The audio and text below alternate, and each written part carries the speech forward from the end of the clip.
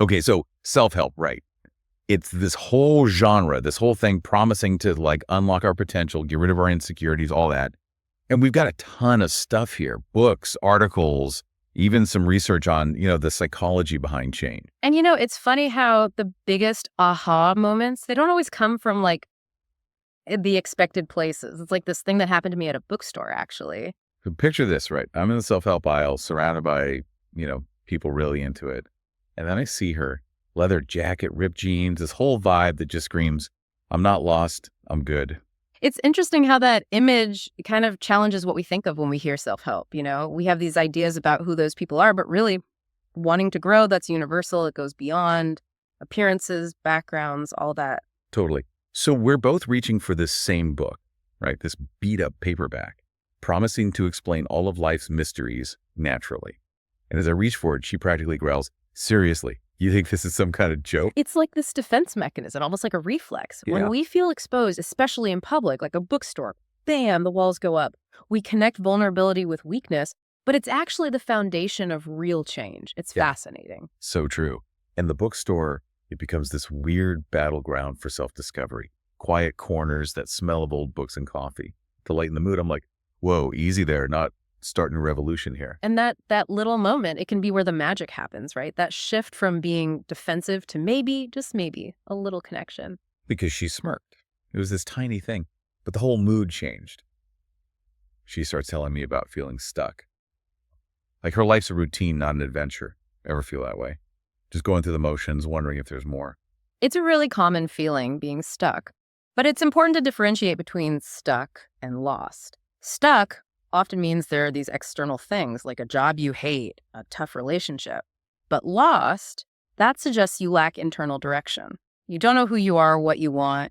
And self-help, it tries to address both. And then she says this thing that just hit me. She goes, the scary part is, what if I'm not just stuck? What if I'm lost? It was like she said out loud this fear I didn't even know I had. Because a lot of us, we carry that fear, don't we? The fear of not truly living, of waking up one day and realizing we're on the wrong path. It's often what pushes people to self-help, wanting a map, a compass to figure out life. Totally. And so we're talking, and she's letting her guard down. We're browsing, sharing bits of our lives, two strangers connected by this shared feeling of searching. Yeah. But then, just like that, she shuts down. It was like she opened up, and then it was too much. It's almost as if when she acknowledged those feelings, the weight of it all became overwhelming. 1 minute we're laughing, the next she's gone. Yeah. Vanished into the bookshelves. I'm standing there a little confused, honestly, even a little rejected. Like, did I completely misread that whole thing? But you know what? It wasn't anger the way she left. It was fear, like really raw, That's what happens with self-reflection sometimes.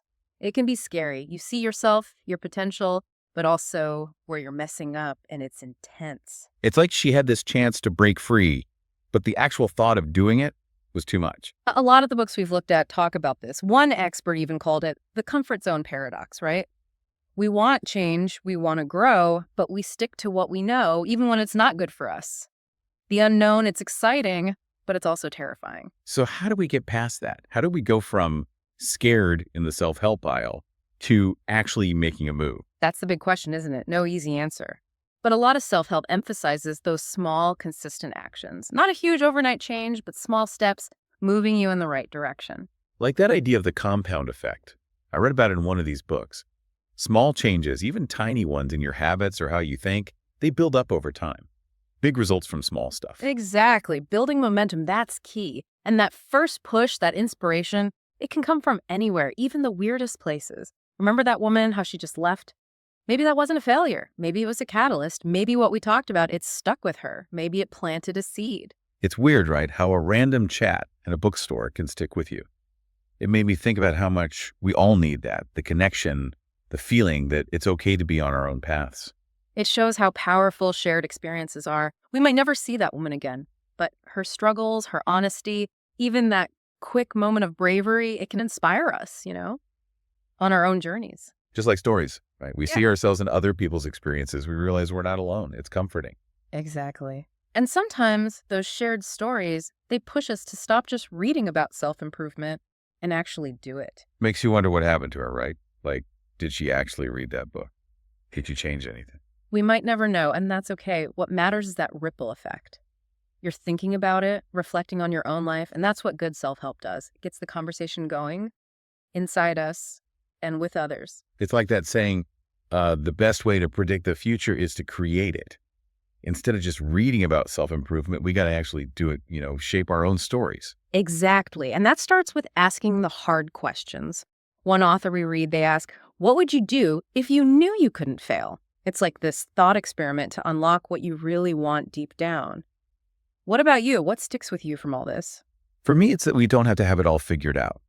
It's fine to feel lost, to be searching. It's part of the process, right? Yeah. And you never know. Sometimes a random chat, a quick connection, that can be what pushes you to grow. It's about embracing the unknown. Yeah. Being open to what's out there. Every day, it's a chance to learn, to grow, to get closer to who you want to be.